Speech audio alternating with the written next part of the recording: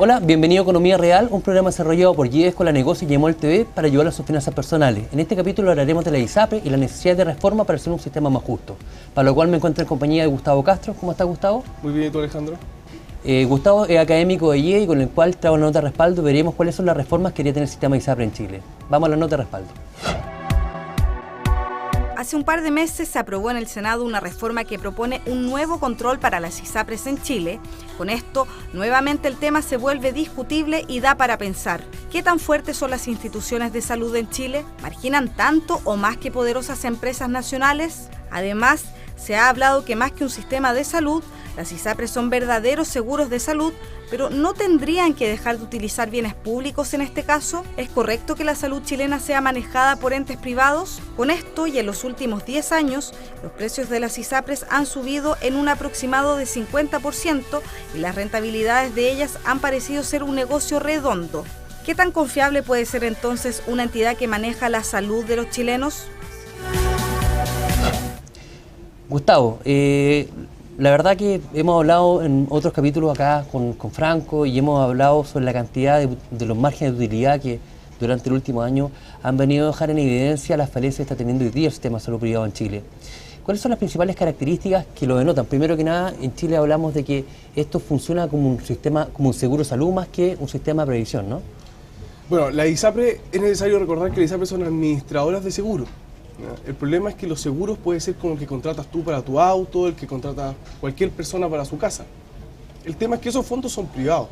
En este caso son administradoras de seguros pero con fondos públicos. Nadie entrega el 7% porque quiere, todo lo hace por ley. Por lo tanto, esos fondos son públicos. La salud es una preocupación por parte del Estado. Lo que pasa es que el administrador de esos seguros es privado.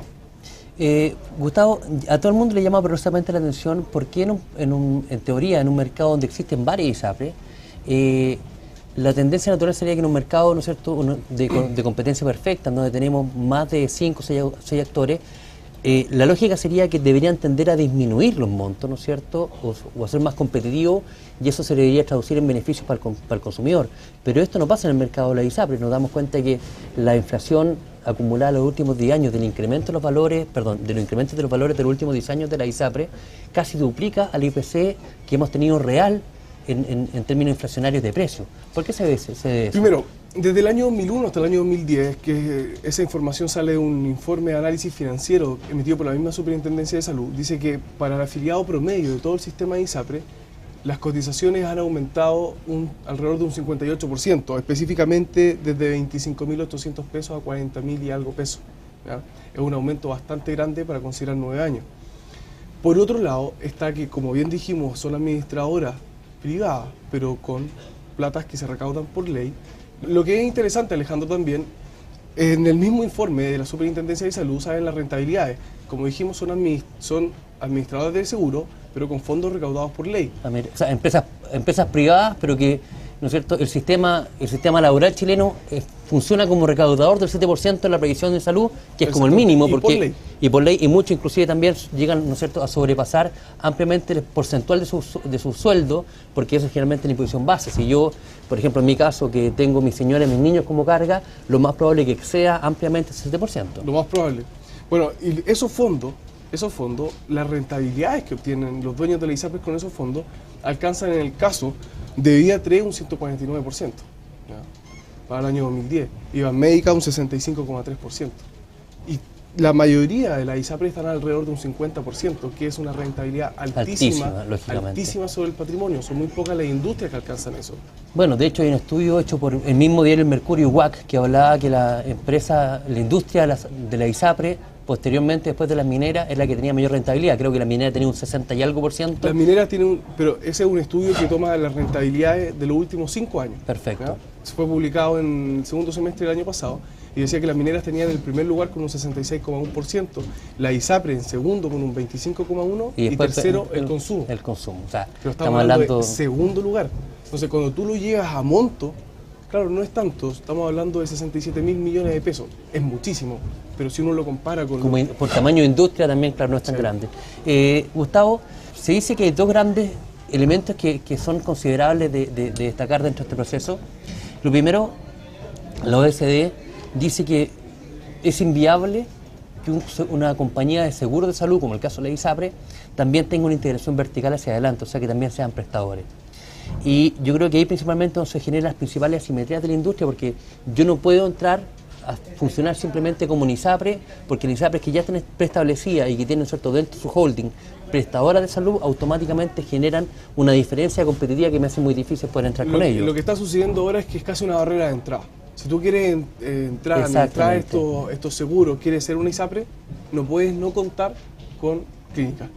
Ni con centros de ambulatorio, ni con hospitales clínicos, todo lo que quieras, ni centros médicos, como quieras llamarlo. Todas hoy en día las ISAPRE tienen varias, estoy hablando más de 5, 6, 7 clínicas, hospitales clínicos, centros clínicos. ¿Ya? Por eso es importante también decirle a la gente que dentro de este proceso, las ISAPRE ya se crearon hace más de 30 años, ¿no es cierto? Y la verdad que el Chile de hoy es muy distinto a un Chile que había hace 30 años atrás. Por ende es importante ver hoy día cómo le damos una vuelta de tuerca para ir ajustando a este sistema para hacerlo más eficiente. Lo primero que yo creo que sin lugar a dudas tenemos que mejorar el tema de la asimetría de información, que la gente entienda por qué se están incrementando los valores. Por lo mismo, una muy buena medida este intento que se hizo por parte de la Superintendencia hace un par de meses atrás de transparentar los costos inflacionarios de la ISAPRE, y sea que la inflación debería ser del IPC de la salud, que hablaban ellos, era de un 2.44%. ¿Qué otra cosa deberían agregarse a este proceso, Gustavo? Estoy muy de acuerdo contigo, Alejandro. El IPC de la salud es una muy buena medida, es una muy buena idea y una iniciativa que sin duda va a mejorar el sistema. Lo que hay que tener cuidado es cómo se va a hacer eso. ¿Por qué? ¿Qué es lo que sucede? El IPC de la salud va a medir una canasta de servicios médicos, de prestaciones médicas típicos. Por ejemplo, días cama, atenciones, hablemos de apendicitis, una hora pediátrica, claro, o tal vez una hora médico general. Bueno, por ejemplo, hablemos de apendicitis. El problema es que si yo soy prestador y asegurador al mismo tiempo, voy a poder regular algo y voy a terminar validando esta información. Si yo tomo como dentro de la canasta una operación de apendicitis y esta operación de apendicitis la voy a realizar en las clínicas, que es donde se atiende la gente que va a la ISAPRE, yo voy a estar considerando los precios de las propias clínicas.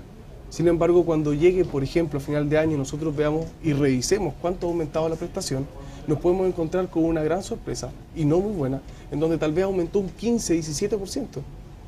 O sea, estaríamos validando un instrumento acá que a la vez también sería juez y parte, o sea, porque la propia ISAPRE es dueña de la clínica. Entonces, como la ISAPRE es dueña de la clínica aumenta las prestaciones y finalmente lo único que hacemos es darle un papel a las propias ISAPRES que dice: usted tiene toda la razón en subir este monto. Exactamente. Estaríamos validando un instrumento que de alguna manera también podría generar errores importantes. Ese es el cuidado que hay que tener. Hay que ver en detalle cómo se va a medir este IPC de la salud, ¿ya? Porque tú dices, por otro lado, bueno, yo lo quiero medir, entonces no lo midamos con las clínicas, midámoslo con los hospitales. Bueno, el servicio es completamente diferente. ¿Ya? El servicio es completamente diferente. No es homologable, ¿no? Exactamente. Entonces hay que tener mucho cuidado. Yo creo que va a faltar ahí mucha fiscalización, más que regulación, perdón. Va a faltar mucha fiscalización en cómo son las transferencias de riqueza desde la ISAPRE hacia las clínicas. Si te das cuenta, a la ISAPRE no le interesa pagarle más a la clínica. Es lo que nosotros denominamos, ¿no es cierto?, muchas veces las finanzas creativas, ¿no?, donde podemos ir moviendo de un lado a otro para que el tema se figure de una mejor manera.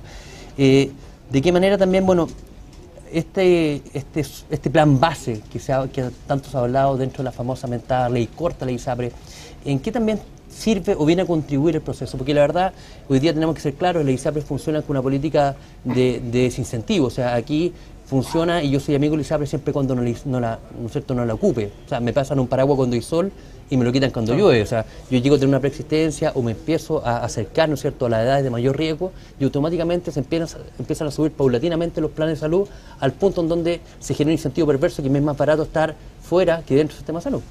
Yo creo que el plan base es una buena medida. La incertidumbre que se ha creado y el ruido que ha generado esta idea es la posible salida de, algunos estiman, alrededor de 500.000 usuarios del sistema de ISAPRE. Entonces, como tú pones un plan base en donde está alrededor de 20.000 pesos por persona, si tu sueldo no alcanza para que tú puedas pagar eso, tienes que salir inmediatamente del sistema de ISAPRE. Y lo único que te va a quedar es FONASA. Entonces, la crítica que se le hace a este plan base es decir, bueno, mucha gente va a emigrar desde ISAPRE hacia FONASA, y la gente que está en FONASA a mucha gente le va a hacer casi imposible entrar al sistema de ISAPRE, ¿ya? Entonces ahí nuevamente hay que tener mucho cuidado y cautela al momento de plantear esta idea y ver cómo se van a llevar a la práctica. A mí lo que me preocupa es, por ejemplo, De hecho, hay estudios que demostraban, por ejemplo, que una mujer en edad fértil, si tomaba un plan básico de ISAPRE y pagaba por fuera cada maternidad, lo que involucraba cirugía, médicos, pabellón, días cama, etcétera, del nacimiento de 2 hijos, le salía más barato inclusive que estar pagando un plan que incluyera maternidad. Entonces, esos son los elementos que aquí nos damos cuenta que a nosotros precisamente nos preocupa porque no hemos tomado el tema de la maternidad o la paternidad como un costo social que tenemos que asumir todos los chilenos. Entonces, ¿de qué manera se tiene que tender a mitigar ese factor de las preexistencias? Hablaban que por lo mismo habían subido también la ISAPRE fuertemente el año pasado, porque habían echado dentro de sus cálculos, ¿no es cierto?, dentro de sus flujos de caja, este incremento que significaba que no iba a haber preexistencia. Primero, el tema de las mujeres es bastante interesante, ¿ya? Las mujeres son ampliamente discriminadas por todas las ISAPRE.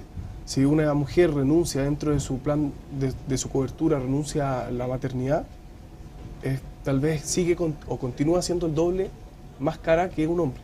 ¿Ya? Cosa que es un error, porque si uno lo ve comparativamente, el costo unitario del ciclo de vida de un hombre con el de mujer es prácticamente por eso digo, no tiene variado, o sea, la única diferencia sería la maternidad, pero aún así, cuando las mujeres renuncian a la maternidad, sigue siendo muchísimo más caro. Pues nosotros comparamos, claro, dicen, está el mito como que la mujer a lo mejor fuera más riesgosa, pero resulta que el hombre es mucho más enfermizo y a la larga el ciclo de vida de una persona es mucho más costoso desde cierta edad hacia adelante, que empieza a tener mucho más repercusión en el sistema de salud que una mujer. Por ende, es extraño este tema de castigar a la mujer. Ahí hay una discriminación importante, que yo creo que se va a hacer algo sin duda a corto plazo, se va a hacer algo, ¿ya? Y como segundo punto, lo que tú me hablabas de las preexistencias, creo que también se debe regular sobre aquello, sobre todo porque la gente que tiene preexistencia se le hace muy difícil entrar al sistema de ISAPRE. O sea, si tú tienes una enfermedad muy importante y no estabas dentro del sistema de ISAPRE, olvídate. Una pregunta sencilla, ¿la ley corta alcanza para solucionar todo esto? La ley corta no alcanza.